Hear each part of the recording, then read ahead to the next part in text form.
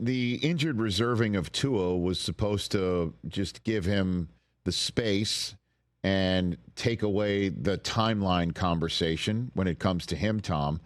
And, then he travels with the team on a 6-hour flight, and the quarterback situation in Seattle for Miami was just seemingly a lost cause, And so we're hearing rumblings about maybe knocking on Denver's door for Zach Wilson, or seeing how things play out with Pittsburgh's Wilson. Are the Dolphins quarterback shopping, knocking on doors, or they're already expecting Tua back? What is the timeline of it, even though we're supposed to give the space to that with his injured reserving, Tom? Well, I would tell you this, Rich. At last check, the Dolphins hadn't called either of those teams.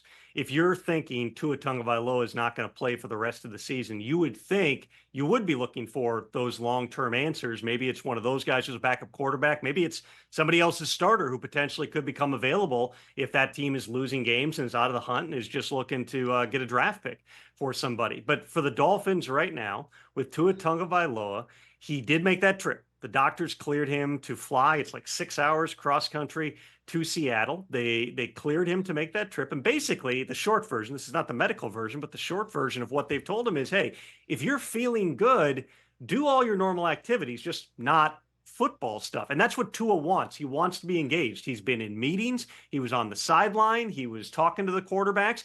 That all tracks with what we've been reporting, which is that Tua intends to be back on the field at some point in the future, and quite possibly later on this season. He's been visiting specialists this week. That was kind of the next checkpoint in that. There's specialists in Pittsburgh and Detroit that he visited back in 2022. You would anticipate those are among the specialists that he's visiting this time around as well. In terms of what they're doing this week, they put Skylar Thompson out there. Skylar Thompson had earned the job, the number 2 job back in training camp. He beat out Mike White for it.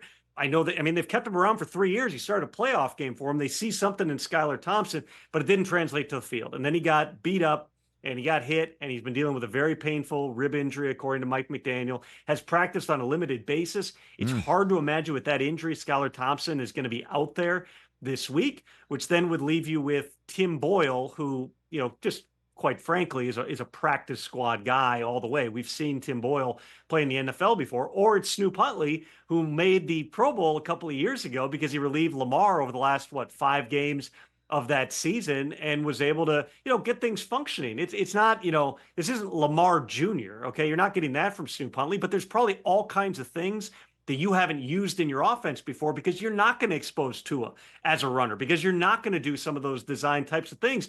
If it is Snoop Huntley on Monday night, and if I were just guessing, Rich, I would say that's who the starting quarterback would be. There's going to be some unscouted stuff that the Titans are going to be facing just because you would never do some of the things with Tua that you can do with Snoop. I would also say this, when you're talking about your franchise quarterback, the $53 million a year player in Tua Tagovailoa, you expect that guy to raise the level of everybody around you. When you're onto your backup quarterback or your third string quarterback, you need those other players to raise the level of the quarterback. Tyreek Hill did not play well last week. Jalen Waddle did not play well last week. They got to play better in this game, regardless of who's at quarterback, for the Dolphins to have a chance. And I assume Mostert not expected also on Monday night at this point in time? Hasn't been practicing. We'll see. That's kind of a weird one. It's a chest injury for Raheem Mostert. They initially thought he was going to be back for their last game, and then he didn't practice. We'll get the final designation. I haven't seen it yet if Mike McDaniel said exactly what the designation is going to be, but certainly when a guy hasn't practiced in this long since an injury, you would think he's not going to play, which would mean it's Devon Achan's going to have to be leading that backfield. I'll ask this on the air, even though this is an off-the-air question. When you come on this show, do you want us to take like a 30-second break to check your phone or something like that? Because I feel like I'm holding things back. Well, you're expertly working us through everything, and you're also receiving information. Honestly, we can talk amongst ourselves for a good 30 seconds if you gotta check on something. If I gotta take a call, I'll take a call. These are texts that might bear on some things I've said in the last 15 minutes on the show.